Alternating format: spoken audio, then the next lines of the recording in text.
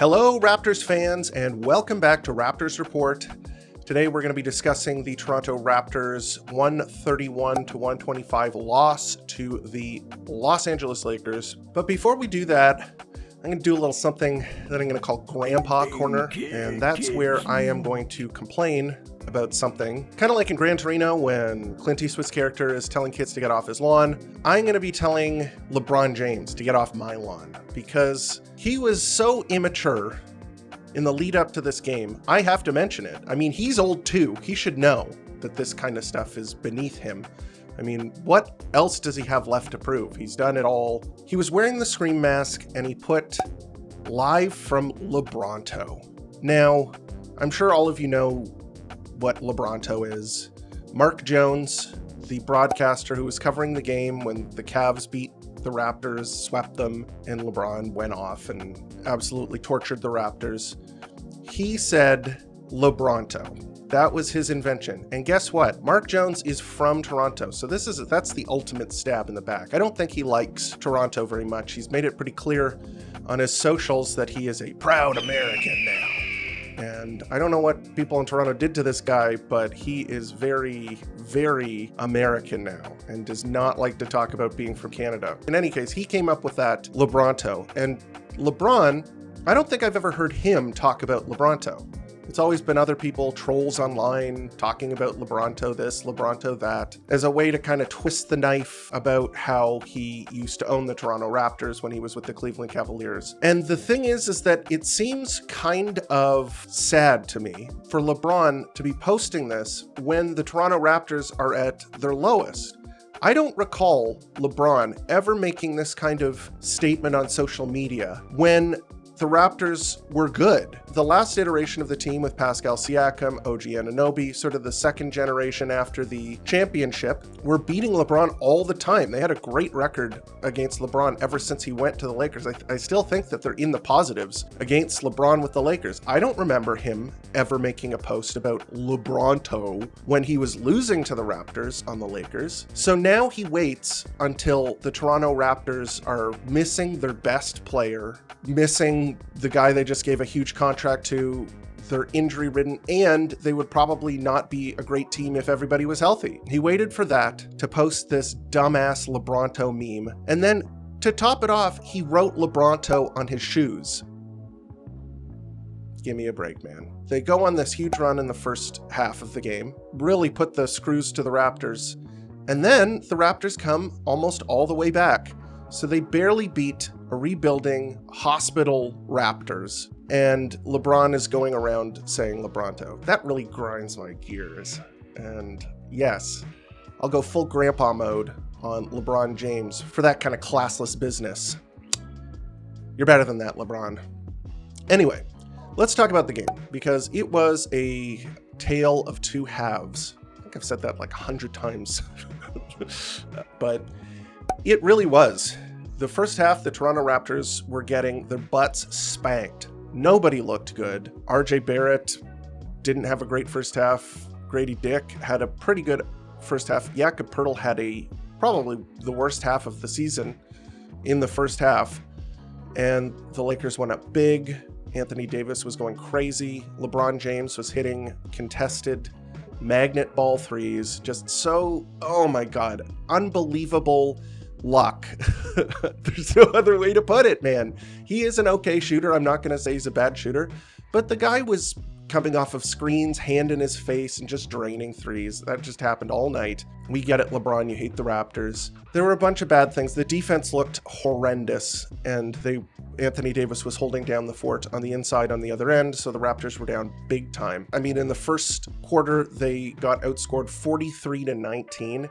That was really the difference, because the rest of the game, they played the Lakers evenly or much better. They had almost an even quarter in the second quarter. It was 33-32 for the Lakers. And then in the third, the Raptors had 37 to the Lakers 23. And then they had 37 points to 32 in the fourth. So the first quarter was really their undoing. I'm not going to say that, like, oh, if it weren't for that first quarter, the Raptors would have won this game, because maybe the Lakers weren't taking it totally seriously after that. But it was an encouraging performance because in the second half, they really showed the growth and the talent, the burgeoning talent that this Raptors roster has. And there were two really big standout performances. So why don't we jump right in to the player evaluations, and you got to start with RJ Barrett. RJ Barrett looks like an emerging star. RJ Barrett, when you watch him play, the game comes naturally to him. And this is why it's so strange to me, because in New York, it always looked a little either forced or inconsistent, or it looked like he was never quite sure of how he was supposed to contribute. And I don't know if that's playing under Coach Thibodeau, or if it was because he was kind of the second banana the entire time he was there, or whether he just didn't get the ball enough, or whatever the circumstances were. He did not look like the same player that he is looking like right now. And the amount of confidence that RJ Barrett has is astounding. And he's really rewarding that confidence that he has in himself with great performances. He is also doing something that is very impressive, which is running the offense. And it's very clear that he has leveled up and gotten much better at his decision-making, his ability to read the defense, his on-ball creation skills. All of that has taken a big step up since he's joined the Raptors. He is making the right play almost every time on the offensive end. He had 12 assists last night, which is a career high, 33 points, 5 rebounds, and 4 turnovers, but 12 assists to 4 turnovers. You will take that any day of the week. That is a 3-to-1 assist to turnover ratio. You're very happy with that. And one of his greatest skills is just being able to pressure a defense that is set. And that's not an easy thing to do. Only the best creators can attack a fully set up defense. Defenses are designed to get the ball out of your hands, overload you, tax your decision making. You have to have a very good understanding of what a defense is trying to take away from you, what they're willing to give up, where the help is going to be in order to beat a fully set up defense. This is especially one that is being helmed by a player as intimidating as Anthony Davis in the paint. And RJ Barrett seems to have it figured out. When he gets the ball in his hands and he comes off of a screen, or he is isolated against a player, he is really just reading the defense almost perfectly.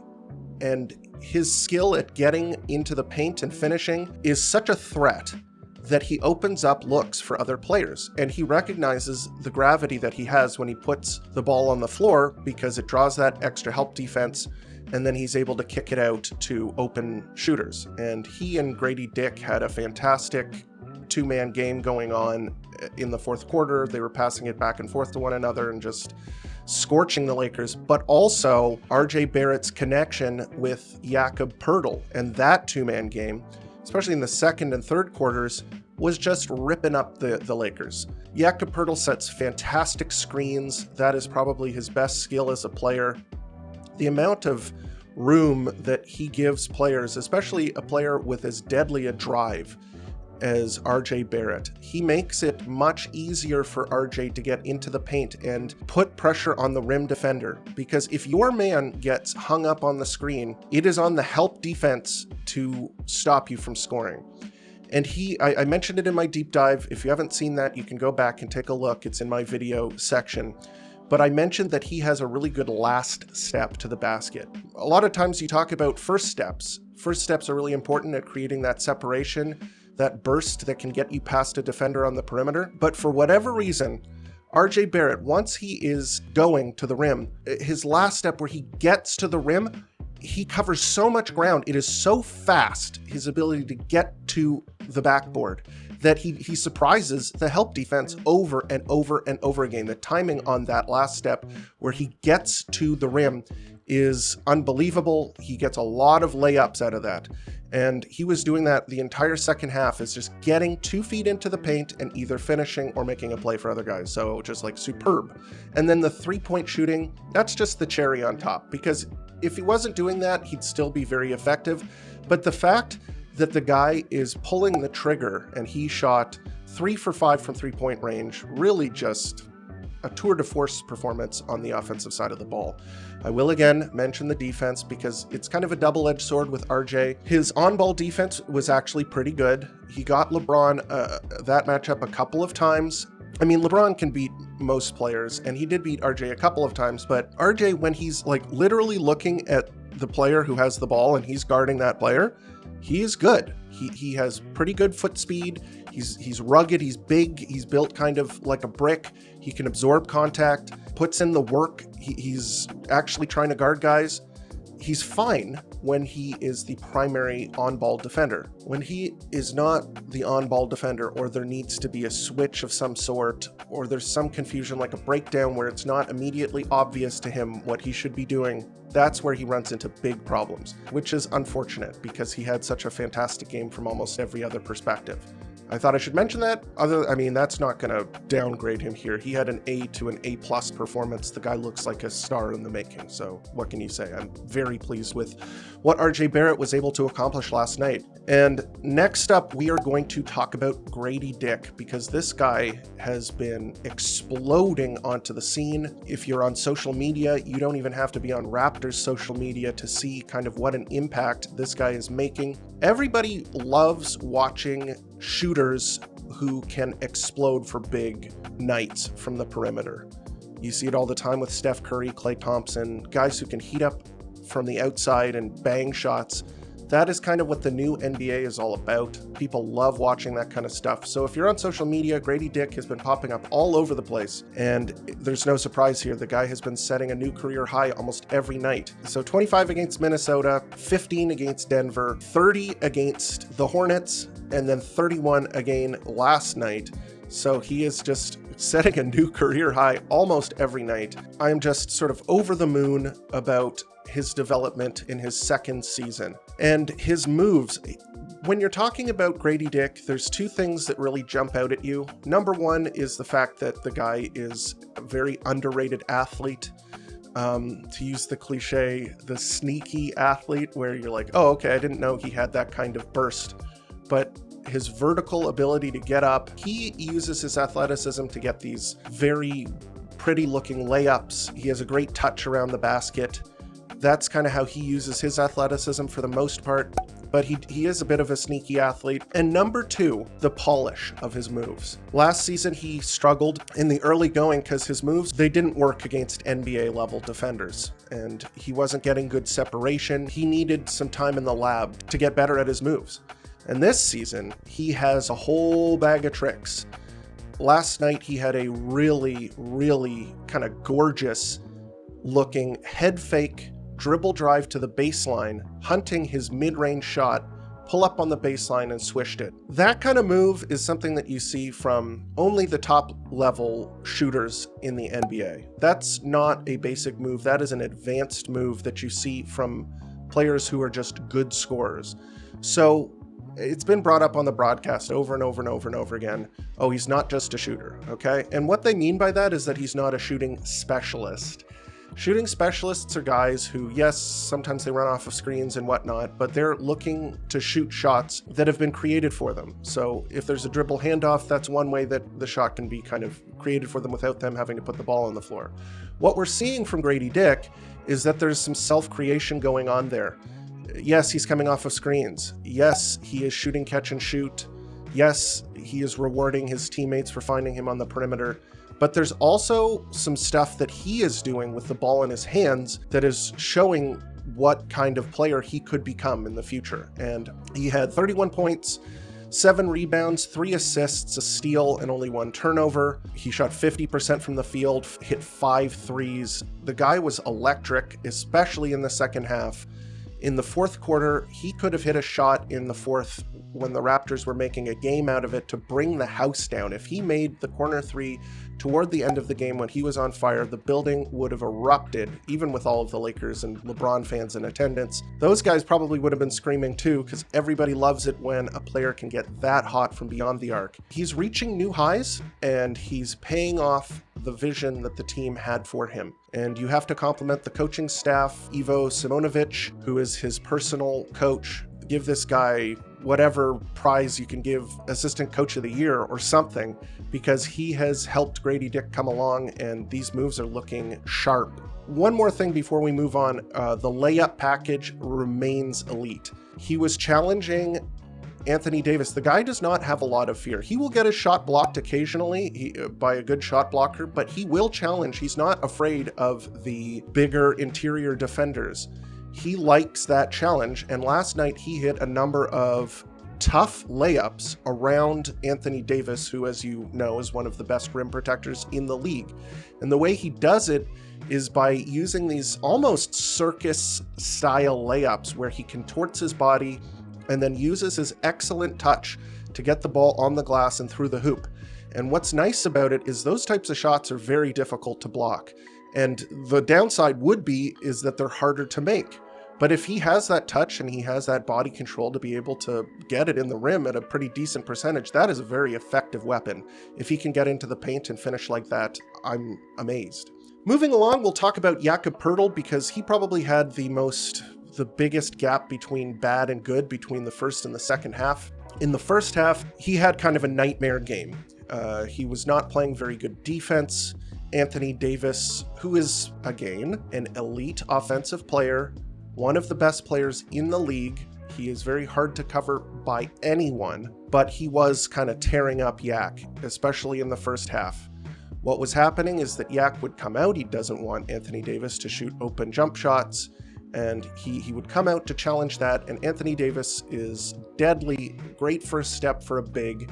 He would get Yak on his hip and then go right to the rim and usually finish with layups, but if you try and make it more difficult than that, he'll draw the foul. And that was happening again and again and again. And the LeBron AD pick and roll, LeBron had a really couple of sexy passes to AD.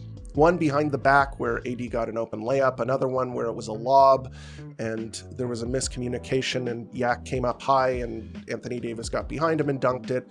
It was really not a good first half for Jakob Poeltl. He missed, I think, most of his shots. I think he hit almost all of his shots in the second half, but in the first half he was missing shots too, not looking good on defense.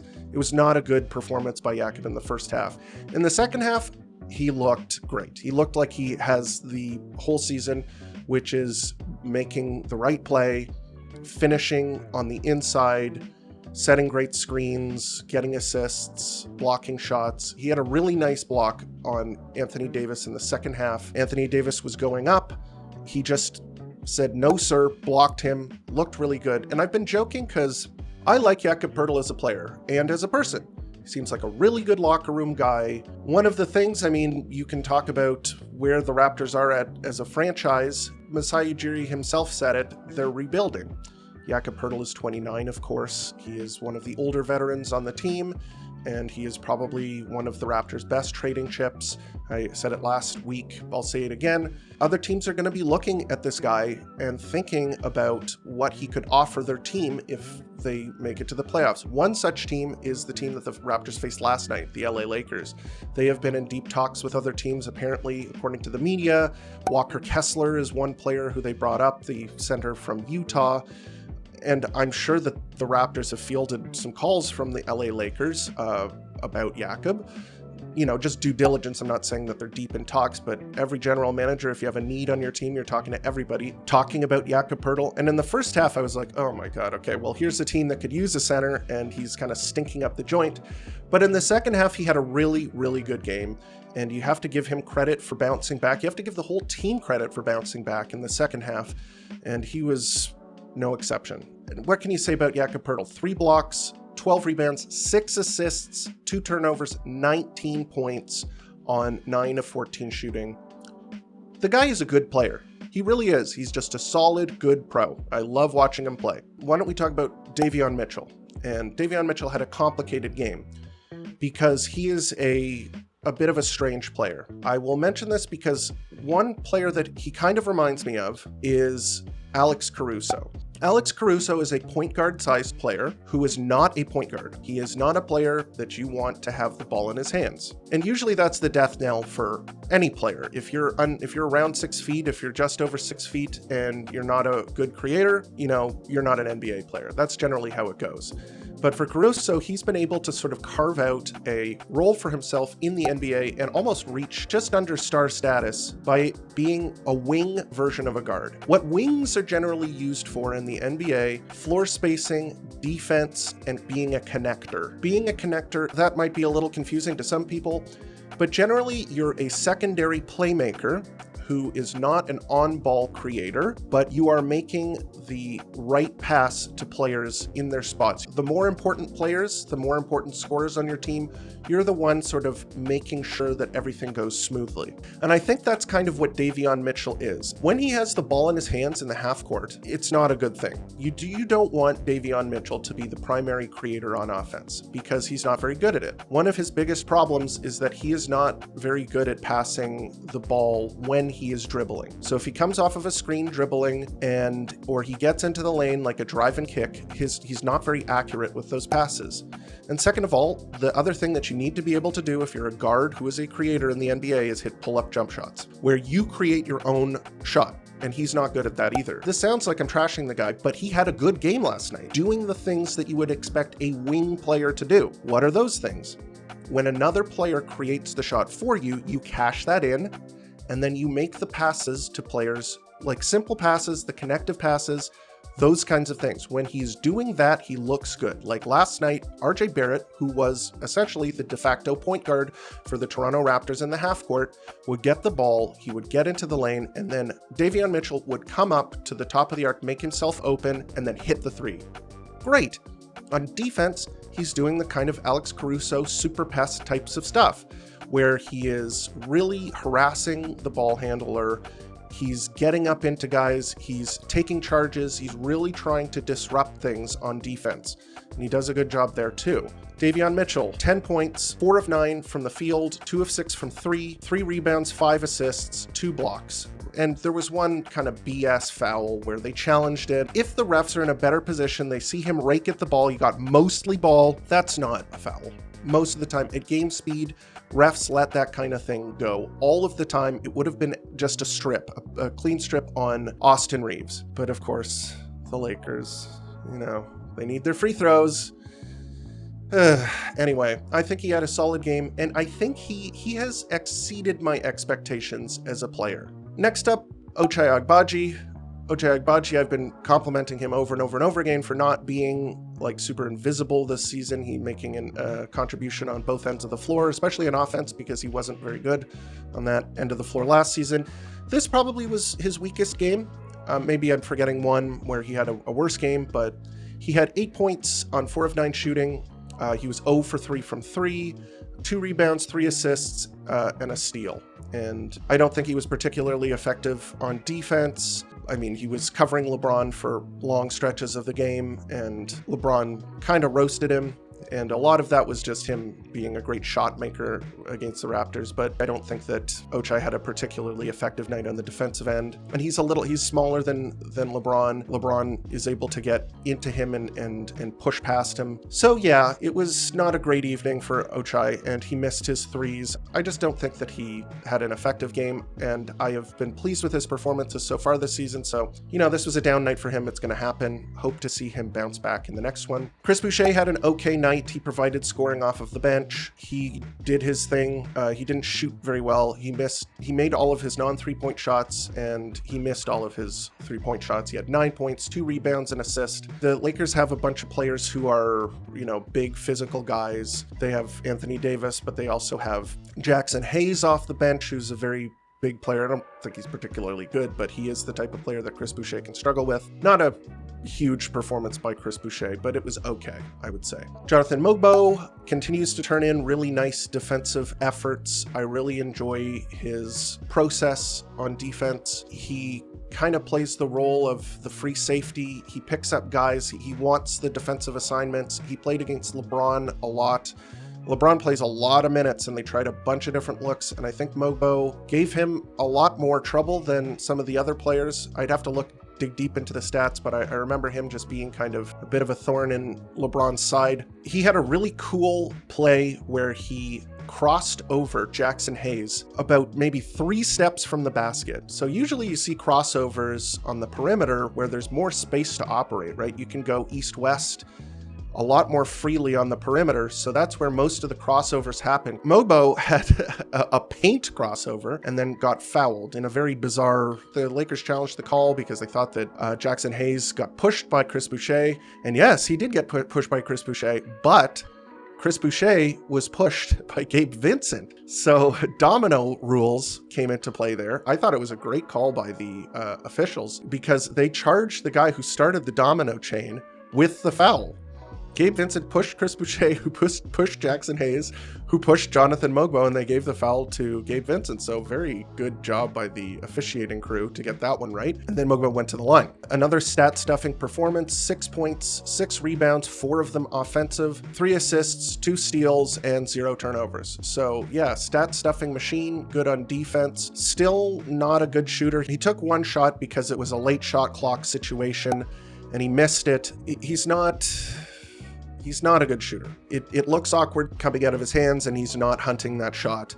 I think that could be something that he works on in his first off season, maybe try and add that to his game. But for the time being, he's kind of playing the backup center role, and I'm enjoying what I'm seeing from him. I thought he had a pretty good game. Next up, Jamal Shead. This was not a good performance by him. 4 points, 2 of 7 from the field, 0 of 3 from 3. He didn't look very effective. He only had 1 assist. He's been kind of racking up the assists for the Raptors off of the bench, but he only had 1 assist, 1 turnover, played 15 minutes. And I think, like, when you say some players play better than their stat line, and usually Jamal Shead does because he's so active on defense, I don't think he really... I didn't notice many plays by him because he's very loud defensively. He harasses players, he gets up into them and that kind of stuff. But I think with the Lakers whistle, it's just so hard to do that. He had 2 fouls, which isn't a ton, but they were just going, it was like a parade to the free throw line. And maybe he toned down his aggressiveness because of that. I'm not exactly sure, but I didn't really notice him that much at all this game. I don't think that he had a very impactful game on either end, which is a shame because he's been having such a great year this year.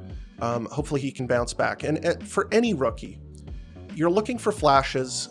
They don't have to be amazing night in, night out. What you need to see from them is a blueprint for what they're capable of in the future. And Shead has done that for the most part this season. Last up, we've got to talk about the other rookie, the guy who made his season debut. I guess I kind of buried the lead here, but Jakob Poeltl made his first appearance of the season, and he had an exciting game. So let's dive right in. Jakob Poeltl did not shoot the ball very well, so let's get that off of the bat because we'll start with the bad news first. He was 1 of 8 from the field. He had 5 points. He was 3 of 3 from the line, so hip hip hooray on that side. But everything else looked really good.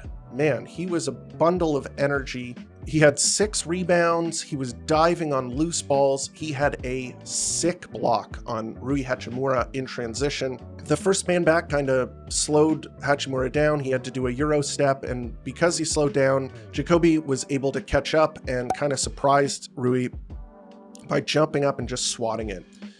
He is kind of like a little water bug. He is moving all of the court in flits. He's got great foot speed. He is trying to guard. I liked his on-ball defense. Good first game.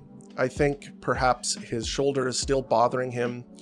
He obviously missed the entire preseason and the first 5 games of the season with that AC joint sprain. So he's still working back from that, but I was encouraged by his first performance. I thought he had a couple of really nice highlights. I think that he has potential to shoot the ball, so don't get too down on the 1 of 8 stat line. It's also his first game as a pro, so you can't look too far into that. I do like the energy that I saw from him. So that kind of rounds everything up. That was the rotation last night against the LA Lakers. And I hinted at it, but you know, maybe this is Grandpa Corner Part 2 because I'm going to complain about the free throw disparity. 41 free throws to 13. Yeah, so 28 more free throws for the LA Lakers. Kind of disgusting. Of course, a substantial amount came from the end of the game when the Raptors were intentionally fouling, sending them to the line, but it was really lopsided for the Lakers all last night. And I'm not saying, okay, before this goes out into LA Lakers socials, how yes, of course they have AD, they have LeBron, they have these guys that are good at drawing fouls. I'm not saying that the Lakers shouldn't have more free throws than the Raptors. The gap is so big, and almost every time you watch, like against the Cavs, who the Cavs beat the Lakers are just getting so many more. It's just the volume. It's just absurd. The people have dug down onto the stats and shown that the Lakers just consistently shoot way more free throws than any other team. Even teams that have similar makeup, similar kind of scoring packages, they just get way more free throws. I just don't like to see it. As for the game, I am super happy with the way it turned out, because in the first quarter, I was like, oh great, I got to talk about this tomorrow. What the hell how am I going to make people want to watch this? And thankfully, the Raptors, as they have this season, turned it into an entertaining game. And the Raptors, if you want Cooper Flagg in a Toronto Raptors uniform, or Ace Bailey, or whoever, this is how I want that to happen. If they're going to tank, if they're going to be bad, I want the games to look like this. Fun. High-scoring performances from the young players. Highlights. Excitement. This game had it, especially in the second half. They made a game of it. They came back. They made me feel proud. Of course, I would like to see wins in the moment. If I'm watching a game, I'm cheering for them to win. After the game, maybe then I can think about the ping pong balls. But during the game, I'll be cheering for them to win. Or at the very least, show spirit, show fight. Do something to make people want to watch the game. And they did that. It's a refrain that I've been saying quite a bunch this season, which is play hard, play the right way, do some exciting stuff, make me want to watch the games. And from that perspective, it was a win. Moral victory. That's kind of it. We're going to be watching another game tonight against the Sacramento Kings. Sacramento Kings have looked pretty good. Domantas Sabonis, obviously very good. Fox, Monk, DeRozan. They have a bunch of talented players. They've got some good young players, some defenders. They're a quality team. It should be a fun game to watch. It is, again, another home game. I'm excited to see RJ Barrett, what he's capable of, really see if he can just continue this torrid pace. He's going to get a lot of opportunities with Scotty Barnes and Emmanuel Quickley out of the lineup. I think he could really rack up the points. And unlike some players, I mean, when there's not a lot of talent around you, somebody's got to take the shots. A lot of the time you see players wilt and maybe they're not as efficient and maybe they get 20 points, but they do it on 27 shots or something like that. RJ doesn't seem to be like that. He is getting his, but at a pretty efficient clip. So we'll see if that can continue. Of course, Gradey Dick is the other story to watch for, and Jakob Poeltl. I'm really excited to watch all of those players play tonight. And yeah, that's the video. I hope you were able to take something away from it, and maybe you can tell me what your thoughts are. What do you think about Gradey Dick? What do you think about RJ Barrett? Are these guys for real? Are these the building blocks of a very exciting team to watch? What do you think about LeBron? Were you kind of PO'd like I was about LeBron's LeBronto comments? Please let me know here in the comments and also on Twitter, where you can reach me at Raps Report. And as always, thank you for tuning in to Raptors Report, your source for in-depth Raptors content.